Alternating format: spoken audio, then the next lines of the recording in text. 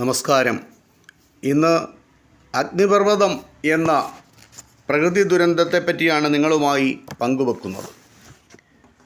ലോകത്തിലെ ഏറ്റവും സജീവമായ അഗ്നിപർവ്വതങ്ങളിൽ പ്രധാനപ്പെട്ട ഒന്നാണ് സിസിലിയിലെ മൗണ്ട് എറ്റ്ന.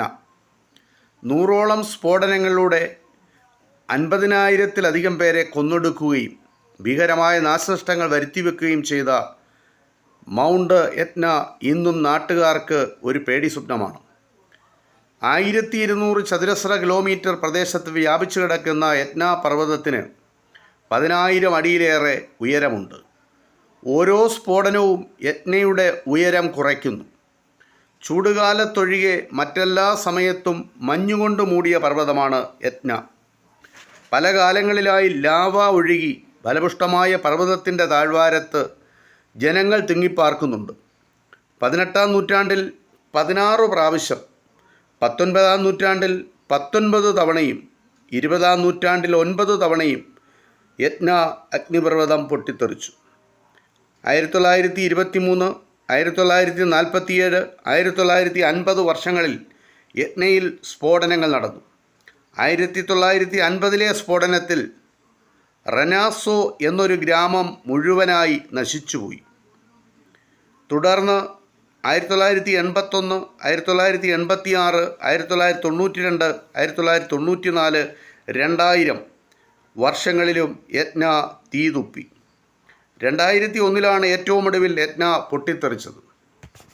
24 മണിക്കൂർ കൊണ്ട് രൂപമെടുത്ത ഒരു ദ്വീപ് ഐസ്ലൻഡിൻ്റെ തെക്കൻ തീരത്തുണ്ട്. അതിൻ്റെ പേര് സർട്ട്സേ ആണ്. ഈ ദ്വീപ് 1963 നവംബർ 15 ആണ് രൂപമെടുത്തത്. കടലിനടിയിലെ സറ്റർ എന്ന അഗ്നിപർവ്വതം പൊട്ടിത്തെറിച്ചുണ്ടായ ലാവാ പ്രവാഹമായിരുന്നു ഈ ദ്വീപ് ഉണ്ടാകുവാനുള്ള കാരണം. അതുപോലെ ഫിലിപ്പൈൻസിലെ വമ്പൻ അഗ്നിപർവ്വതങ്ങളിൽ ഒന്നാണ് പിനാറ്റുബോ. 500 വർഷമായി നിശബ്ദനായിരുന്ന പിനാറ്റുബോയെ ഉറങ്ങുന്ന ഭീമനെന്നാണ് ഫിലിപ്പൈൻസിലെ നാട്ടുകാർ വിളിച്ചിരുന്നത്. പലരും ഈ പർവ്വതത്തെ ഒരു വിശുദ്ധ സ്ഥലമായി കരുതിപ്പോന്നു. എന്നാൽ ഉറക്കം മതിയാക്കിയ പിനാറ്റുബോ 1991 ഒന്ന് ഉറക്കെ ഗർജിച്ചു. 20-ാം നൂറ്റാണ്ടിലെ രണ്ടാമത്തെ വലിയ അഗ്നിപർവ്വത സ്ഫോടനമായിരുന്നു അത്.